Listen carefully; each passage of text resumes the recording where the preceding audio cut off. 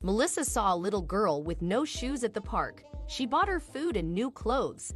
After asking more about her, she made a drastic decision, but her father showed up a few days later, making a shocking scene. "Hey, child. What are you doing here all alone?" Melissa asked the little girl sitting on a bench at the park in New York. She was barefoot and had been crying deeply. "I was running after my dad, but my feet hurt," she answered. "What happened to your shoes?" "He took them." "Why?" "He said he was going to sell them," the little girl revealed, and Melissa was shocked. "The man took her shoes to sell and left her barefoot and alone just like that? He said he needs money for something. But he never buys food or anything. I'm so hungry," the little girl continued, and Melissa finally understood. His girl's father had to be doing something illegal or gambling money away. He couldn't even buy some food for his little daughter. Why would he do that? "Well, Kelly, do you like burgers?" "Yes," the girl cheered. "We'll get some after we get you some shoes," Melissa stated and started walking with the girl beside her. But soon enough, she saw Kelly struggling. Her feet were sore from walking barefoot, so she picked her up and went to the nearest store. She bought Kelly several pairs of shoes and a jacket. Then they went for some food. The poor child ate like she didn't know when her next meal would be. They later returned to the same bench where they met and sat for a while. "Is your father coming back here?" Melissa asked. "I don't know," Kelly replied, looking at the ground and swinging her feet from her spot on the bench. Melissa closed her eyes and knew she had to make a decision. It was getting late, and she would not let this girl continue to be alone. "Come with me again," she finally spoke up, and they went to her house.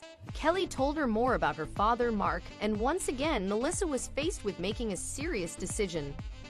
She had to call CPS, and luckily, she already had contact with a beautiful social worker, Sarah, because she was registered as a foster parent.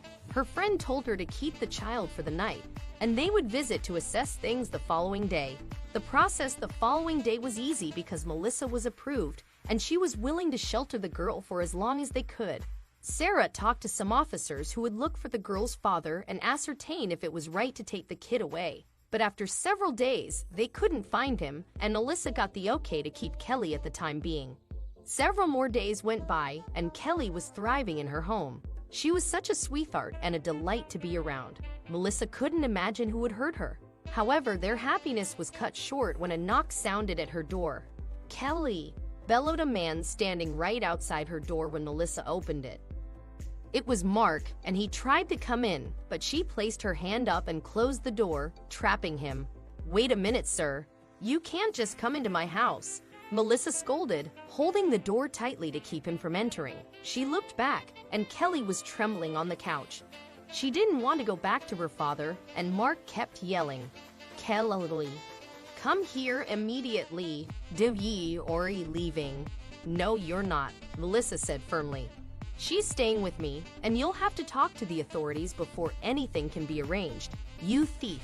You stole my daughter!" He screamed and pushed hard, finally entering the house. "No, I didn't. You abandoned her." Melissa started yelling at him as she reached for her phone in her back pocket.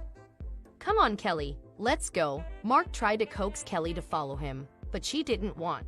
She grabbed a throw pillow, hugged it tightly, and shook her head. Melissa had her phone in her ear with 911 on the line. After hanging up, she said, "The cops are coming here. You can settle this with them." "No, you crazy woman," Mark yelled but didn't dare do anything. Fortunately, the cops arrived quickly and started talking to Mark. Melissa also called Sarah and appraised her of the situation. She drove over to her house while the police were still there. They talked while they calmed Mark down. They asked him how he got there, and he said he had followed them one day after they were out for breakfast, but he waited outside for a long time before causing the scene. Eventually, Kelly's father gave her a disdainful look and left. The officers told him they needed to check his house and everything to determine if he could get the girl back, but he had to get his act together. He never did, and Kelly stayed with Melissa for a long time. Eventually, she became the girl's legal guardian and adopted her years later. They never saw Mark again, and he never fought for his daughter.